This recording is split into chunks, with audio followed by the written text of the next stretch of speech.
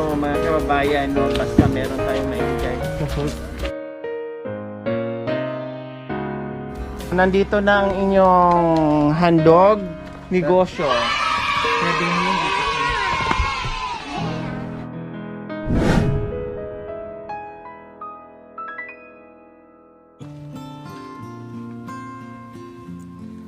Magandang hapon po sa ating lahat mga kabayan. Ito yung nanay na gustong mangibang bansa po mga kabayan, no, na may mga anak na maiwan at lalong-lalo na yung kanyang bunsong anak. 6 months old pa po yun, no, at the time nung nakita natin sila mga kabayan. Pero hindi ito natuloy dahil nabigyan natin ng hanap buhay, nabigyan natin ng bahay. So nag-decide na wag na tutuloy sa ibang bansa at maghanap buhay na lang dito. Kaya ngayon, kumustahin natin sila at kumustahin natin yung bahay, kumustahin natin yung negosyo nila, no? Kumustahin natin yung mga bata, kung nag-aaral na ba sila, no? Kung ano ang nabago sa buhay nila. After natin sila mabigyan ng tulong, no, kasi siyempre gusto natin ay kahit pa paano, no, hindi naman lahat ng oras na nandiyan tayo, hindi pwedeng lahat ng oras ay suportahan natin, bigyan natin lahat ng pangangailangan nila, paano sila matuto, kundi nandito lang ang buong team, ay kahit pa paano magbigay ng panimulang negosyo mga kabayan at bahala na sila magpaunlad niyan. Hello. Hello, padaan kami ha. Hello. O dito tayo daan.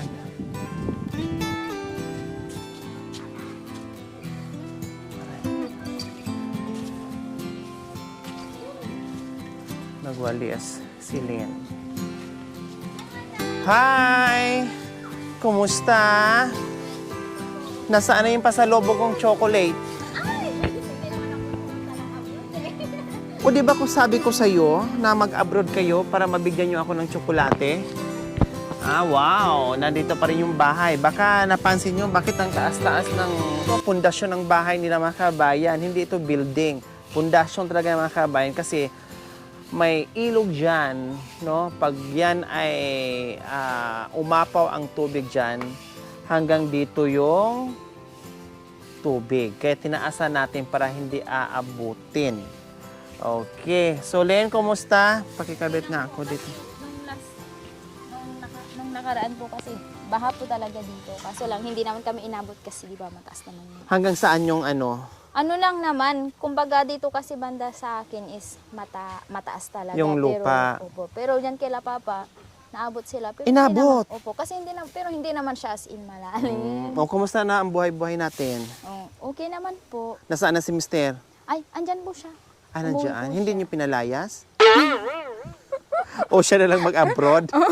Pwede naman, gusto naman niyang mag-abroad. Kaso lang, may biyahe na rin po Pero kasi kung siya. merong trabaho dito, okay naman din. Basta matyaga lang sa lahat ng klaseng trabaho. Ito na yung bunso mo noon? Hindi po. Ay, hindi pa. Tulog po siya. Ilang taon na ba ngayon? 2 taon na siya. Kasi di ba po nung 6 months old. Kasi di ba nung nung una-unang nagpunta po kayo dito is 5 months. Wala Ay, po 5 months siya. pala. Opo. Magsi 6 So, months old lang pala siya noon.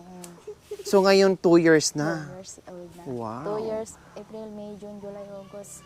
2 taon na din siya, tsaka 4 na buwan. O, kumusta yung yung negosyo natin? Ay, ano? Balita ko mayaman na kayo. Meron na kayong 7-Eleven, Ministop, Ay, grabe siya. Hindi naman may po. pure gold na, Wala ganun. po. Kumbaga, parang yung sa pinagnegosyo namin, nakabili kami ng yung second hand na motor. Wow, nice. So, nakabili kayo ng... Yun lang po. Pero sa ngayon, hindi pa kami ulit nagtinda kasi nga dahil sa bagyo, di ba? Yung sige, ulan-ulan. Opo. Kasi nung nakaraan, bumagyo, halos isang buwang ulan. Oo nga po Tapos ito na naman, hindi pa tayo nakapahinga. Ito na naman, bagyo na naman daw. No? Oo nga po, meron si Bagyong Guring. Anong negosyo yon? Yung pa rin yung dating mga negosyo? Yun pa rin po yung dati. Yung yun pedal lang- nyo, nasaan? Ay, hiniram po ng kapatid ko lang.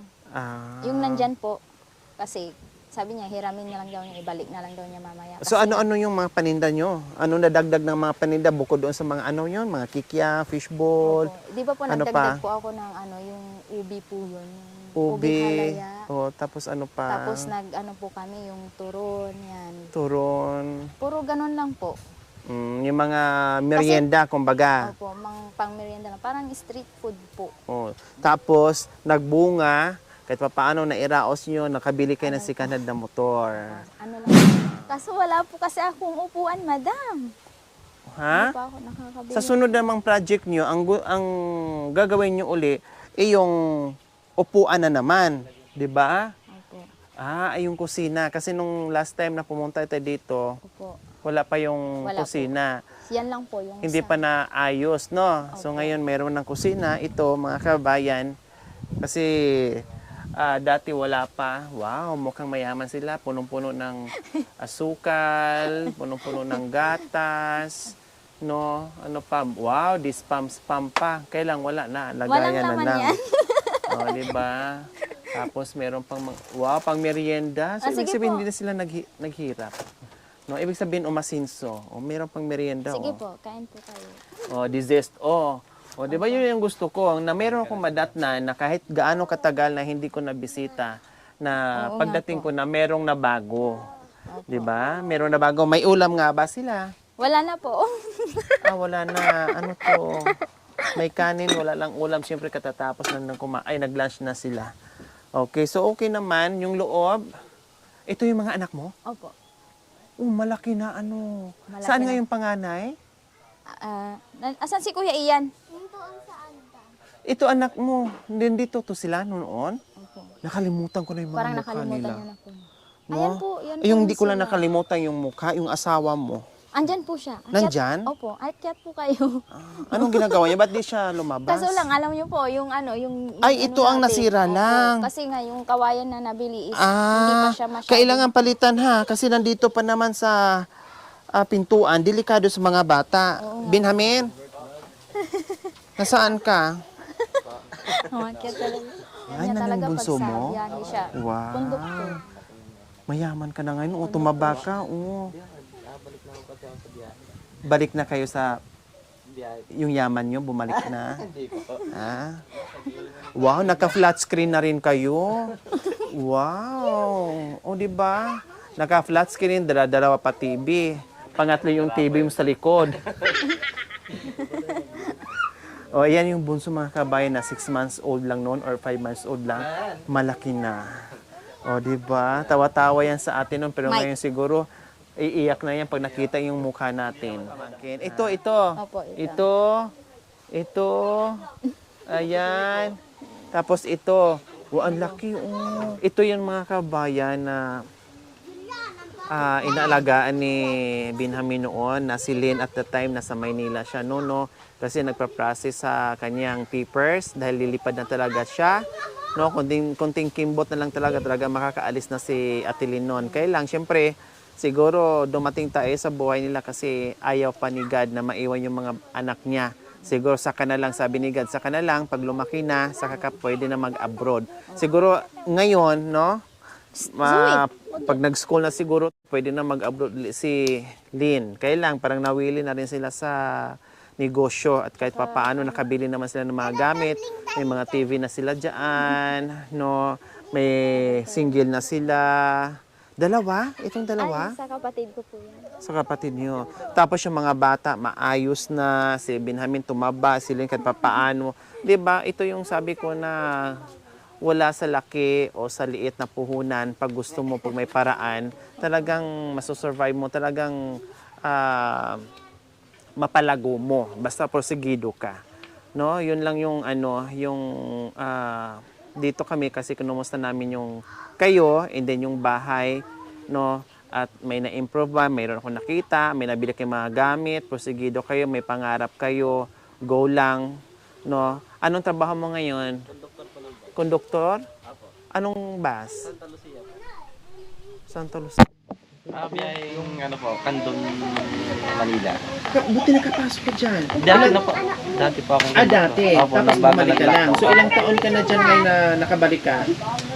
1 taon na mula O kumusta ang kita? Okay naman po siya. Ha? Okay naman po. Magkano? Depende po sa biyahe rin. Depende sa biyahe o pag isang biyahe. Pag ano po, pag ano, 600 pesos. 600. Kasi minimum na ako sa mga. Okay yun, no? Buti na nakabalik ka. Kundi lalong okay kasi may trabaho ka na. Kung sila naman makapagtinda, kundi lalong maganda yung income, di ba? Opo. Lalong-lalo na ngayon, binamin sana wag kang umalis dyan. Pag magtrabaho ka ng maayos, maliit ang kita o malaki, huwag mangupit para tatagal, no? At lalong-lalo na ngayon ay yung mga bata ay lumalaki. Siyempre nag-aaral sila. Sino ngayon nag-aaralin? 4 na po sila. O, di ba? nadagdag. 4 na ang nag-aaral. O, kailangan Nadagdagan. doble kayod. Buti na lang. Sabihin, hindi na talaga siya magdagdag ng anak. O.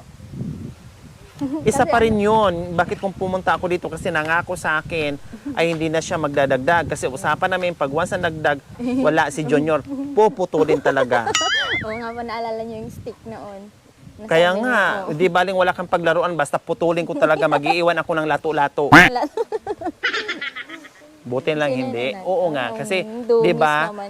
Lumaki na siya, tapos meron na naman, o kundi hindi siya hanap buhay, tapos ikaw apektado yung trabaho mo. Okay na yung ganyan. May mga babae na, may lalaki na, so kumpleto na. Labing-labing na lang.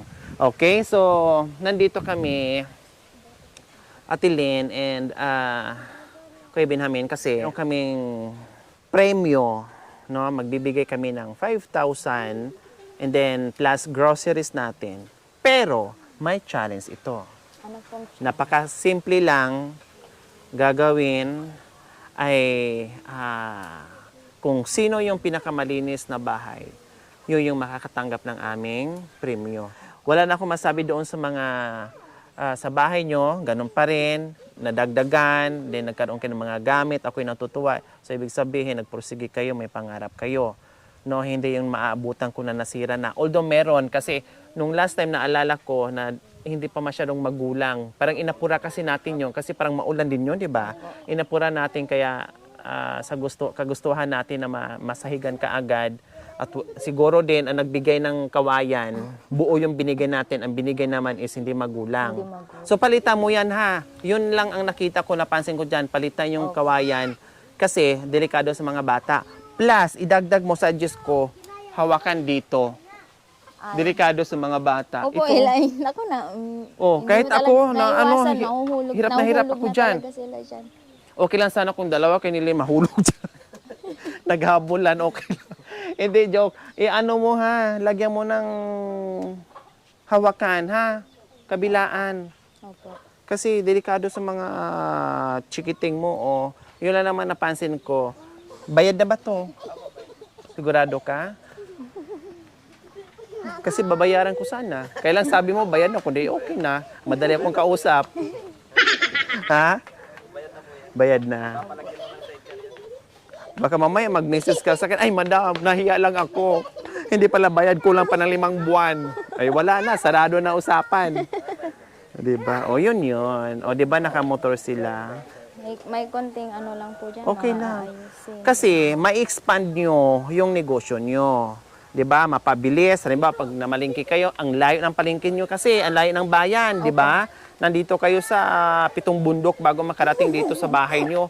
Kaya kailangan nyo yan para mapabilis yung pagtinda, no? At ma-expand nyo yung negosyo nyo. O, 'di ba? Ay, thank you po. O sige, nakita nyo naman, ayan yung bahay niya sa taas, wala namang kalat. Yun lang itong mga sinampay. Siyempre, ano ngayon, tag-ulan. Kaya lahat ng napuntahan natin ngayon na bahay, ay yung mga sinampay nila sa loob. No? At nakita ko, meron ng mga, kahit paano, meron ng mga merienda yung mga bata. No? Okay, yun lang. No? At masaya sa aking nadatnan na may nakita akong bago sa loob ng bahay nyo at nagkaroon ng mga unti-unting gamit. Okay, Bonso, bye-bye. Unahiyan na. Dati pag humarap ka sa amin, nakasmile ka. Ha? Ngayon, nahihiya ka na. Oo. Tuwing lapit ko sa iyo, naku, nag-i-smile ka kaagad. Oh, bye-bye. Oh. Ayan.